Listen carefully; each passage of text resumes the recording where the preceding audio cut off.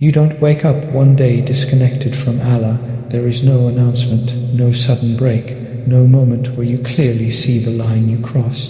Distance enters quietly, so quietly that most people never notice when it begins. Life feels busy, days feel heavy. Responsibilities pile up. You tell yourself you're just tired, just stressed, just going through life. You still pray, you still believe, you still say the words, but something inside feels empty. Not pain, not doubt, just a quiet hollowness that you can't explain. And that emptiness confuses you because you're doing what you were taught to do. You are praying, you are trying to remember Allah, you are avoiding major sins, so why does peace feel missing? This question hurts more than disbelief, because disbelief has answers, but emptiness feels like silence. Many people think distance from Allah only comes from big sins, from obvious mistakes, from clear disobedience. But for most hearts, that's not how it begins. Distance usually starts with very small compromises. Not because you wanted to walk away, but because you stopped paying attention. You rush one prayer because you're late. You shorten another because you're tired. You pray with your body, but your mind is somewhere else. Nothing feels shocking. Nothing feels harrowing, so you continue. You tell yourself, Allah understands. I'll fix it later. This is just how life is, and Allah does understand. But the heart still changes. Every rushed prayer teaches the heart that Allah can wait. Every delayed remembrance trains the heart to postpone return. Every distraction during worship weakens presence. Slowly, prayer becomes lighter on the tongue, but heavier on the heart. Not because prayer lost its power, but because presence disappeared. Islam never taught mechanical worship. It never taught rushing through moments meant for stillness. It never taught a distracted soul. Prayer was designed to interrupt life, to stop you, to pull you out of the noise. But modern life trains us to never stop, always scrolling, always thinking, always distracted. And when that mindset enters worship, connection fades. You still bow, you still prostrate, but the heart feels absent. And the most dangerous part is this: you don't notice the change immediately. Because nothing dramatic happens, you still wake up, you still work, you still live, but peace quietly leaves. And instead of asking why, you normalize it. You tell yourself dryness is normal, that adulthood kills spiritual sweetness, that faith is supposed to feel heavy, but long-term emptiness is not normal. Distance that grows quietly is not healthy.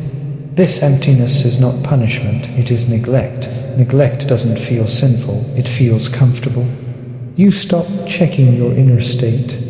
You stop asking, where is my heart right now? You stop listening. The heart speaks softly at first. When ignored, it grows quieter. And when it grows quiet, peace disappears. The heart, like the body, needs care. If you never clean your body, dirt builds up, not because the body is bad, but because it needs attention.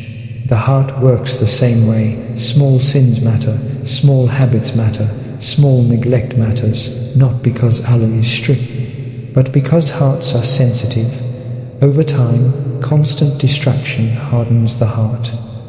Over time, rushing worship removes sweetness. Over time, attachment to the world weakens connection, and yet, here is the mercy: Allah never moved. The moment you feel emptiness, it means the heart is still alive. A dead heart feels nothing. A living heart feels lost. That ache you feel after prayer, that quiet sadness, that sense that something is missing, that is not rejection. That is an invitation to pause, not to change everything overnight, not to become perfect tomorrow. Islam never demanded instant transformation. It always taught gradual return.